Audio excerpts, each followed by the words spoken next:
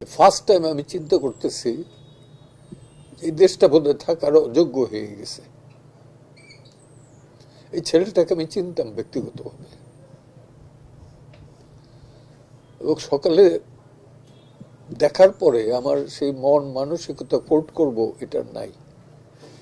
একটা অ্যাবনর্মাল লোক, অপ্রকৃতস্থ মানুষ, যার প্রতি আমরা সহানুভূতি দেখাবো, তাকে ভাত খাওয়াইয়া, কতখানি ঠান্ডা মাথার কাজ, ভাত খাওয়াই পিটে মারবো, এটা তো অচিন্তনীয়। এই বর্বরতা ঢাকা ইউনিভার্সিটির মতো যদি ছেলেরা করে, তার যাওয়ার জায়গাটা কোথায়? যেখান থেকে 52 ভাষা আন্দোলন, 69 আন্দোলন, 71 স্বাধীনতার পতাকা, স্বাধীনতার ইস্তেহার, সবকিছু হইল সেই ইউনিভার্সিটি ক্যাম্পাসে, যে ক্যাম্পাসের মাঠেও আমি ঘুমাইছি। একটা মানুষকে এইভাবে মারবে, আর আমার উপদেষ্টারা বলবে যে এটা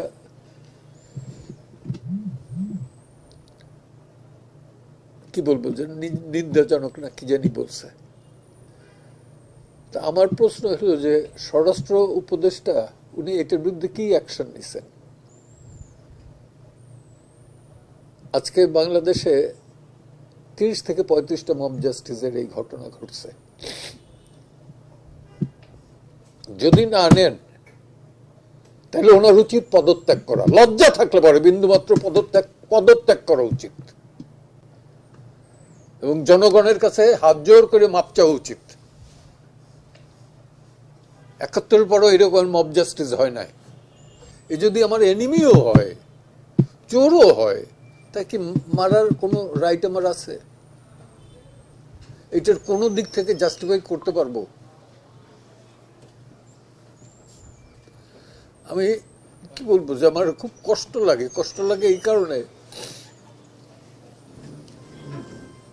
এর জন্য কান্না করার লোকটাও নাই, ওর পরিবারে কেউ নাই। ওর যৌবনকালের ছাত্রাবস্থার ছবি দেখো, আর এখনকার ছবি দেখো। আমি জনগণের কাছে শুধু একটাই অ্যাপিল করব, সরকারের দিকেও তাকাবেন না, নিজের বিবেকের দিকে তাকান। অপরাধ করলে পরে হ্যাঁ, থানা পুলিশ যদি না থাকে তারপরও আপনি ছেড়ে দেন, কিন্তু বিচারের দণ্ড এটা নিজের হাতে নিয়েন না।